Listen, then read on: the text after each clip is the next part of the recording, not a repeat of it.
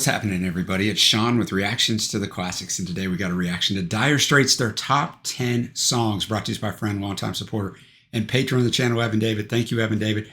Appreciate you. Appreciate all the patrons who make this thing go. If you'd like to support us in any way, check out that Patreon link below or the Patreon link on the end screen. We could not do it without them. All right, we got several Dire Straits reactions up, of songs. I only did one reaction to an album years ago, Making Movies, but several songs up. I'll reference those as we go, the ones that are in this top 10. But I know this was a difficult thing to put together, obviously, because of the quality of the work and also because of the length of some of their stuff. We kind of have a rule, everything music's got to be under 60 minutes just to try to make these videos not quite so long. And Evan David has managed to do that. But if you've never been with us before, I'll tell you right now, the music will not be in the videos. Click on that Vimeo link below so you can watch the music. We got some videos, some live performances, because now it's time to jump into Evan David's research. This is all his research. He always does such a fantastic job. So let's get after it. Evan David says, rock and roll legend has it that the genesis of the band that was to become known as Dire Straits can be traced back as far as July 1976, when Leicester-born bassist John Illsley first encountered lead guitarist and budding singer-songwriter Mark Knopfler, Scottish-born but raised in Newcastle upon Tyne in the flat in Deptford, southeast London, which Illsley was then sharing with Mark's brother David Knopfler, the latter of whom was also a rhythm guitarist in his own right. Illsley later himself described the circumstances behind what was to be both a personally and a musically faithful first meeting for both men as follows. There was a man lying on the cement floor fast asleep with an electric guitar across his chest. After he woke up, we fell into an easy chat about this and that. I took to him at once. There was a natural air and softness about him. You could see him thinking hard before he answered a question. The conversation drifted towards music, and he picked up his Gibson and started playing. He had a curious finger-picking style. I had never seen anyone play a guitar like that, but even just fooling around, it was a great sound. A bit country, a bit rock, but fresh and original. Dave was right. His brother could play, and like with Dave, I felt an immediate connection to Mark. He was one of those people you knew you were going to be mates with forever unless one of you moves to Tahiti. The two of them were good mates as well as brothers, and I loved hanging out with them, all of us united by music. Mark was lecturing in English at Loughton College in Essex, but he started coming down to Deptford virtually every weekend. He was playing guitar in a group called the Cafe Racers, an upmarket pub band playing mostly blues and rockabilly. At this stage, I only knew him as a truly gifted guitarist, a cut above anyone I had played with, and his unique style made him stand out all the more. He told me he'd been having a go at writing songs. He was as interested in writing and literature as he was in music. Language was his thing. It's what he taught, but I thought little more of it. I played with the Cafe Racers now and then, and over a pint after one gig, Mark said, why don't we put a band together? After recruiting Mark's friend Pick Withers, also Leicester-born, and who had previously played in one of Knopfler's former groups known as Brewer's Droop, although the two were never members at the same time, as drummer, Illsley and the Knopfler brothers began playing gigs in 1977 under the name Cafe Racers, but soon changed their name to Dire Straits, most likely at the suggestion of one of Withers' own flatmates, one Simon Cow, who allegedly said to his friend, quote, you've never made any money, mate, and you're always in dire straits. How about that? Dire Straits, end quote.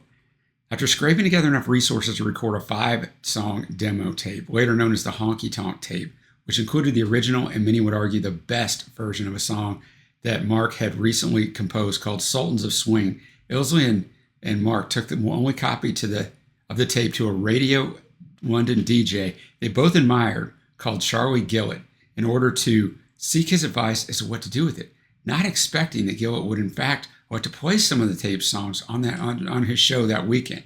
This broadcast would also draw the attention of several record company executives to this exciting new band, including John Staines, an A&R man for Polygram Records, who had heard Gillett's broadcast while he was in the shower of all places and was sufficiently galvanized by what he heard to win the eventual bidding war for Dire Straits services 2 months later, signing the band to the Vertigo Records subsidiary of his label, with Warner Brothers eventually handling the band's U.S. distribution. I'll stop for a second from the research and just say, this shows you the power, right, that DJs had back in the day. Record company executives were listening to DJ shows and heard new music and signed people. Honestly, that would have never happened in the last probably 25 years, but it's a great story. As David Knopfler once remarked, therefore, Gillett's playing of the Dire Straits demo tape on the radio had thus, quote, saved us the usual headaches of taking tapes around to record companies. We had record companies phoning us, end quote. Gillan himself, on the other hand, remained characteristically modest, insisting that, quote, if I had a role in Dire Straits' success, as far as I could see, it just short-circuited by 6 months what I think was otherwise inevitable. They were a one-off band of supreme quality, which was bound to have been discovered one way or another. I don't think anything could have stood in their way in the longer run, end quote. Of perhaps equal significance in helping them navigate the notoriously choppy, not to mention shark-infested waters of the music industry in these early days, however, was the band's relative maturity compared to many of their peers, with Illsley later recalling how, quote, we were ripe for the taking, but determined not to be ripped off. Eager though we were to get signed, recall an album, and start touring, we were innocents in the music industry, but we weren't completely wet behind the ears. It helped we were a little older than most aspiring bands. We had the confidence to question the others. Now in our late 20s, Mark and I had age on our side. We'd seen a bit of life. Had we been 21 and not 29, we might well have been seduced by the glamour of it all. Dire Straits would then go on to release their self-titled debut album in June of 1978, eventually reaching number 5 in the UK and number 2 in the US, with the latter perhaps owing much of the breakthrough success of their first single, the aforementioned Sultans of Swing, of which more later. Spoiler alert. Which itself reached number 5 in the US Billboard Hot 100 when it was released stateside in January of 1979. It was released all the way back in May of 78, so a long period there, right? A long period, reaching 8 in the UK. In the meantime, the band would also begin their full-blown touring career, first as supporting act on the Talking Heads UK tour in early 78, and later touring on their own in the US a year later. So began a musical odyssey which would see Dire Straits record 5 more studio albums over the next 16 years, including Communique in 79, Making Movies in 1980, Evan Davis says pound for pound their best album as far as I, for one, am concerned. Love Over Gold in 1982, Brothers in Arms in 1985, and On Every Street in 1991, as well as 2 highly acclaimed live albums, Alchemy in 84 and On the Night in 93. In the process, the band would sell over 120 million albums worldwide as of this writing, and more would spend over 1,100 weeks on the UK album charts in the process, the 5th total of all time, beaten only by U2, Elvis, the Beatles, and finally Queen in first place, with Brothers in Arms in particular selling over 4 million albums in the UK alone, and thus becoming the 8th highest selling album in the UK of all time, also as of this writing, which is May of 2024. Nevertheless, such sense-staggering commercial success, and especially the extremely grueling worldwide touring career which would be required to help sustain it, would also take an increasingly heavy toll physically and emotionally upon the members of Dire Straits themselves, with David Knopfler leaving the band after a series of particularly acrimonious arguments with his brother during the recording of Making Movies in 1980, and Pick Withers following suit 2 years later in 1982.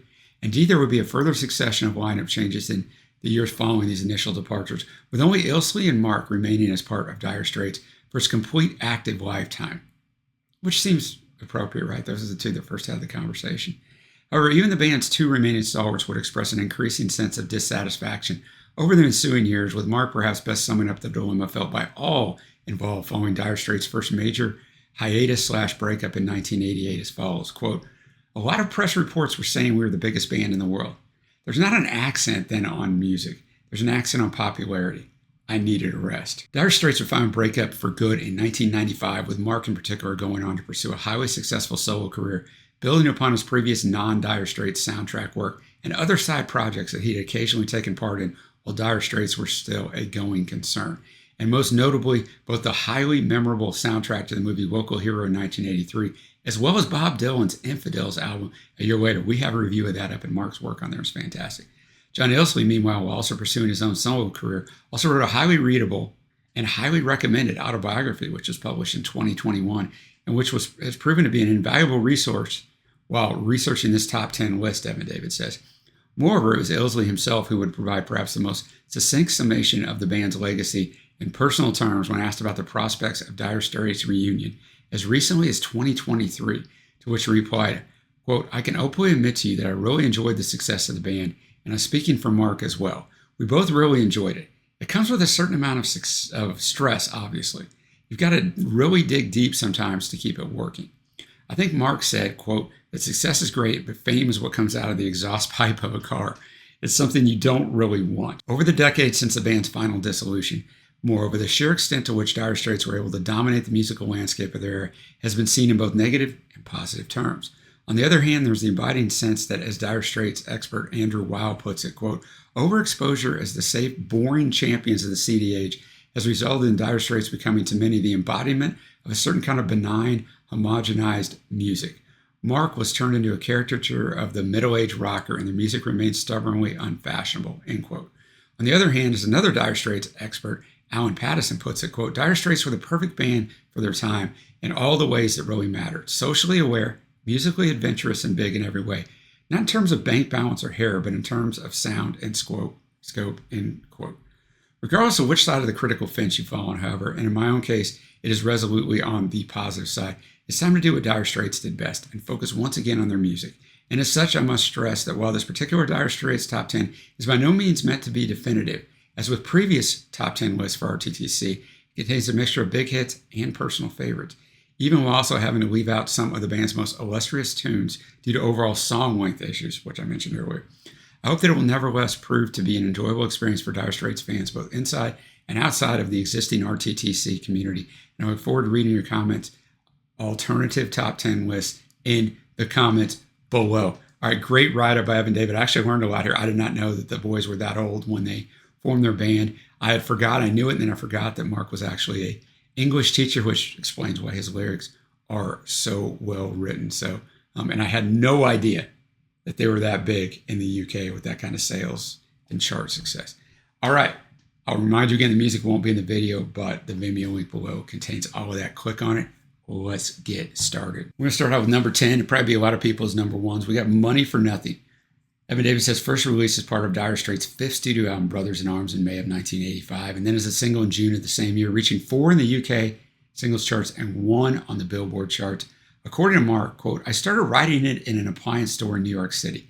They had rows of microwaves and all the rest of it, and at the back, there were big walls of TVs, all turned to MTV. It's like a stage set because there was this big Joe six-pack figure with his checked shirt. He had been pulling boxes or something through the back door, and he was holding forth to an audience of 1 or 2 about the performances on MTV. I had a piece of paper and a pencil. I just started to write down some of the lines that this guy had been coming out with, like, that ain't working and all that, and maybe get a blister on your finger, which made me laugh. In a sense, it was just a piece of reporting. So they're pretty direct. They were written down 2 minutes after he said them. I wanted to use the language the guy really used. It was more real, end quote. Evan David says in broader terms, however, and while Money for Nothing inarguably remains one of the most iconic tunes in Dire Straits' entire catalog, not least due to its equally iconic music video, which was itself seemingly omnipresent on MTV back in the day, it is perhaps just as inarguable that its resulting overfamiliarity has bred, if not quite contempt, and at least a certain amount of mixed feelings about this tune for many listeners, Sean included, perhaps. I'll get to that in a minute. Nevertheless, I for one would argue that it wouldn't have become quite as universally ubiquitous a song in the first place if it wasn't pretty darn good, and moreover that the sheer quality of the song itself still stands the test of time if you can try to approach it with fresh ears. As I hope you will agree, reacting to the clip of it being performed live at Wembley in July of 1985. So I'll address that. I've stated this many times, but just so you guys know my history with Dire Straits real quick. I couldn't stand Dire Straits because in 1985, I was 14 years old. The song was on repeat, to say the least, on MTV. It's got to be one of the most popular MTV videos of all time, like most played, all over the radio. So I couldn't stand this song. It was just oversaturation, right? And Evan David's right. There's some songs in my past that were oversaturated. I listen to them now with the headphones, reading the lyrics. I'm like, yeah, it's a brilliant song. So I might get there on this one too. It's not that the song's bad. It's not Dire Straits' fault or Mark's fault. But I lumped in Dire Straits in this whole like, I can't stand you. Now, they did have a song off this album that I did like, but I just couldn't stand them. So when we started this channel and the first reaction we ever did was Sultans of Swing, I was like, oh my goodness, that is unbelievable. I changed my thought process on Dire Straits as well as some other artists over the years since we started this channel. But that's my history with them. So I'm glad he didn't make me watch the video, but let's watch this live performance. I'm going to have the lyrics up, not while I'm watching the live performance. Thanks again, Evan David. All right, Money for Nothing, a musicianship tour de force. Obviously, Mark's one of the greatest guitarists ever. I think he's just absolutely fantastic. So it was great to see that song performed live. And, you know, it's a really good song, man. But he has so many songs that are so better written, in my opinion. But it's still a good song. It has to be on a top 10 for sure. Next up at number 9, we got a song I do not know. We got Industrial Disease, first released as part of Dire Straits' 4th studio album, Love Over Gold, in September of 1982, and then is the US only single in November of 82, reaching number 4 in the Billboard Hot 100. So maybe I do know it. I would have been 10 or 11 years old, depending. Or I guess I would have been 11 in September of 82. Maybe I do know this song. This somewhat obscure and deliciously satirical tune sees Knopfler put his undoubted lyrical skills to their most wildly Dylan-esque use, with Alan Pattison memorably describing the result as akin to, quote, Noel Coward transported into the future and forced to sing rap at gunpoint. Quote, and I'm sure you'll agree that any song that can evoke such bizarre imagery in its listeners more than deserves its place on this list. Moreover, Andrew Wilde has also commented how, quote, this compact, springy, intelligent, direct, and very wordy commentary on the decline of the British manufacturing industry is a prime example of Mark's droll sense of humor. The reference to Brewer's Droop is an in-joke, referring to both to the effect of alcohol and libido and to the band of the same name that Mark played in prior to Dire Straits. Dr. Parkinson is most likely a reference to Parkinson's Law, which states that, quote, work expands to fill the time allotted to it. The lyrics are both hilarious and damning. Who else was writing lines like this in 1982? All right, Industrial Disease. Kind of already told you what it was about. I am shocked, like literally shocked, and I don't hyperbole things, that this song was that big of a hit in the U.S. It has a unique sound to it, and it doesn't seem like that would have fit on the radio in 82, but what do I know? But yeah, I'm shocked by it. This is definitely the first time I've ever heard this song. It'll take me a little while to absorb that song. It's different, man, but it's unique. And I mean, as always, great musicianship. All right, next up at number 8, you see it below, On Every Street, which Trey and I, when we were still doing song reactions together over 4 years ago, did a reaction to this song, but that's the only time I've ever heard it. Evan Davis says his first release is a title track to Dire Straits' 6th and final studio album, September of 1991. And this is a single in February of 1992, reaching 42 in the UK singles charts. According to Mark, quote, I think it's about holding on to an idea, just trying to stay true to it, and looking for something that you can't really find, and also wondering why you're doing it. It's managing to hold on to the dreams that make life important. Some people would say it's about different things, and I don't really like to get too specific about explanations because I like the idea of songs being alive for different people in different ways. I like when I read different interpretations of songs, and sometimes you deliberately try to make it work along a wider set of streets than the little alley that you might have been thinking about when you wrote the song. I just thought that was pretty cool. It kind of gives you a picture of his overall thought process in writing. Evan David says, in this case, however, such poignantly powerful ideas are contained, not just in the song's ever evocative lyrics, but also, and perhaps even more potently so, in the sheer heartbreaking beauty of the music itself, especially in its wordless yet emotionally haunting closing instrumental section. As hopefully you will agree after reacting to the clip of it being performed in Rotterdam, Holland in May of 1992. A really well-written song, a good song, but man, that live performance was fantastic. Evan David hit the nail on the head. The instrumental run there was just unreal. I mean, a professional band putting on a professional performance, drawing everybody in. I mean, great atmosphere, and just shows you why I said earlier, Mark's one of the greatest guitarists of all time. Got a little steel guitar in there. We got everything going on, man. But yeah, really good choice. Next up, we got Portobello Belle. First release as part of Dire Straits' second studio album, Communique, in June of '79. This jauntily bouncy tune has long been one of my personal favorite Dire Straits songs, ever since hearing a live version of it on the band's Money for Nothing compilation CD many years ago, and remains so to this day, both in its live and studio-based incarnations, with Andrew Wilde moreover explaining how, quote, Portobello Road is in northwest London in the northern edge of Notting Hill, just a few steps from Basing Street Studio where Dire Straits' first album was recorded. A swaggering, perky song, the lyrics of Portobello Belle are simple reporterage. The man on his back there escaped from a sack there was a hard-drinking escapologist whose pitch was near the Earl of Lonsdale pub. The blind man singing Irish was a blind accordion busker.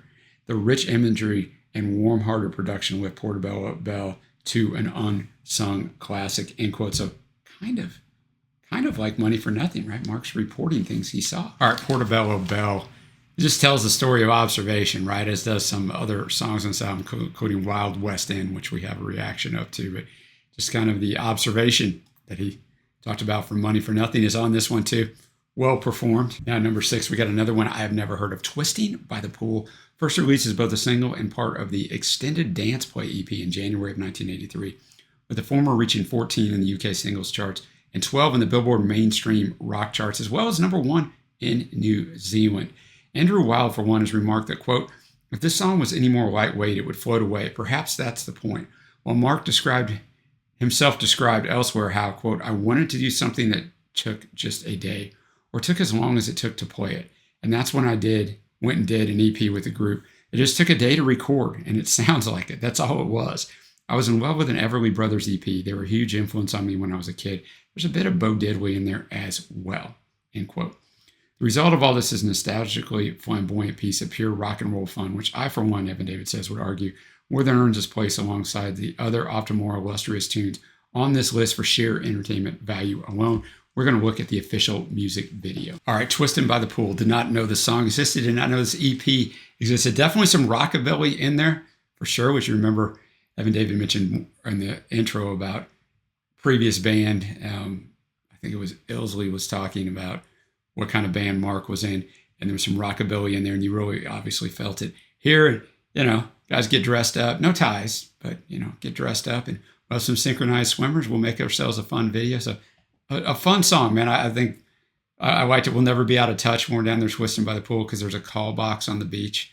Those are the days, right, when people couldn't reach you with the drop of a hand. That would be nice to go back to sometimes. All right, we're in the top 5. We got the title track to Brothers in Arms. We did a live song reaction of Mark's solo about 3 years ago of this song. But first released as a title track to Dire Straits' 5th studio album in May of 1985. And then as a single in October the same year, reaching 16 in the UK singles charts, while also apparently making history as the first ever single to be released in CD format. With Mark himself describing its genesis as follows, quote, it was the time of the Falklands War. My late father said at the time that it was ironic. The Russians being brothers in arms with this fascist Argentinian government. The absurdity of it seems to stay in the mind. Brothers in Arms is sung by a soldier who is dying on the battlefield. You can't just write off the top of your head. You have to dig deep. You're going to try and get whatever you feel across. So in a sense, you're an outsider, but you're also digging inside to do it properly. I don't think you can get away scot-free with these things. Otherwise, it's just not going to work. If you stay outside of these experiences, they're just not going to translate to people. I think that's a really good quote to pull there, like telling you how you got your mindset of writing something so intense like this.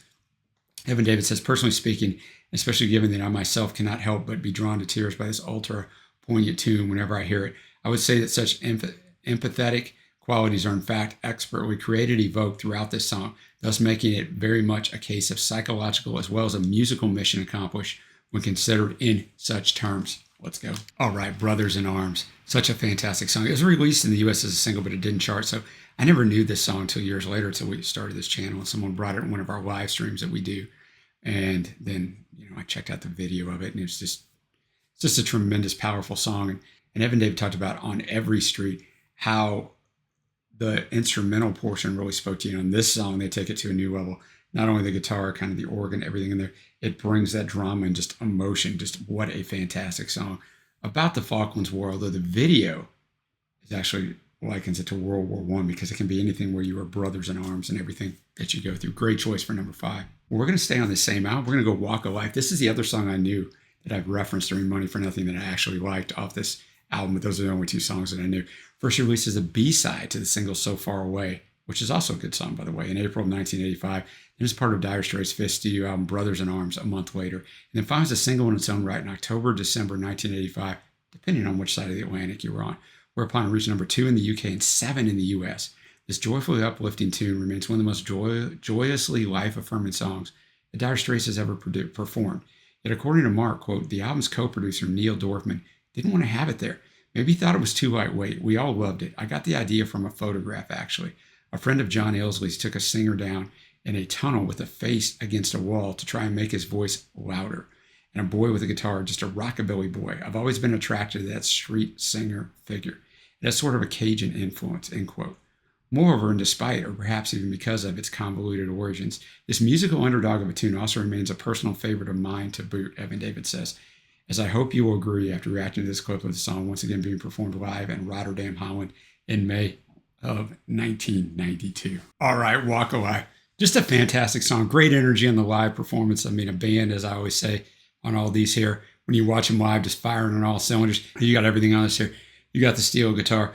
Great. The synthesizer keyboards are what really brings the bouncy feel to this song, because you also got some rockabilly in here, some country in here. got all kinds of things, man. So it's really a well put together song. I always like the song, but when you see it live and you look at it in a different, more critical, so to speak, view all these years later, you see how much they had really going on in this bouncy little song. There's a ton that goes into the arrangement. It's just really well done. All right, we're to the highly difficult top 3. We got Tunnel of Love. We did a song reaction to this over 4 years ago. It was first released as part of Dire Straits' third studio album, Making Movies, in October of 1980. This is a single in October of 1981, so a full year later, reaching 54. That's all it made in the UK singles charts. According to Mark, this musical and emotional roller coaster of the song's genesis came about through, quote, making some cross references between New York, Rockaway Beach, and Whitley Bay in England, where I used to go when I was a kid. And the fairground was there, which they called the Spanish City because it was exotic. It had these white towers that looked like minarets, and I thought it was a fantastic place. I just loved the whole deal. It spoke to me. The smell, the diesel, the macho thing of the guys that operated the Dodgems and the Waltzers. I used to think that was great. The life that I was living through, which was touring and working hard with the band, and everything must have been similar to being rocketed around one of these rides, rattling and crackling around the place. It all stems from extending an idea. You can use circus music as a device to put you there when there's a smell and a feel, a geography where people can have their own little stories, be in their own little movie, like the Benefits of Mr. Kite that Mr. Lennon did years ago, right?